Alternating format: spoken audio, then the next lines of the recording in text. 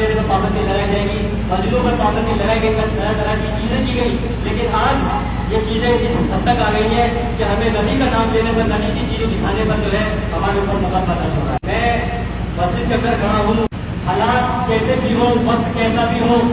حکومت کسی کی بھی ہو، چاہے زندگی کیسی بھی چل رہی ہو، لیکن میرے اور آپ کے حکومت محمد صلی اللہ علیہ وسلم جب سے دنیا کے اندر تشریف لے گئے ہیں، نہ تو ان کے جیسا آدمی اب تک اس دنیا کے اندر آیا ہے، نہ آئے گا، اور جب تک یہ دنیا وجود میں ہے نہ کوئی آنے والا ہے، کیونکہ ان کی زندگی مکمل ہمارے لیے جینے کا ذریعہ ہے۔ اگر ان کی زندگی کے 1% بھی اپنی زندگی کے اندر فالو کر لے تو یقیناً ہم اپنی زندگی میں بہت کچھ حاصل کر سکتے ہیں، دنیا کے اندر بھی اور اس دنیا کے جانے کے بعد۔ اس میں جو ہے آئینہ محمد کر کے ایک بینر تھا،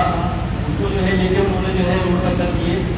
اس کے بعد کیا ہوا کہ ان لوگوں پر جو ہے تقریباً 11 سے 13 لوگوں پر جو ہے مقدمہ درج ہو گیا۔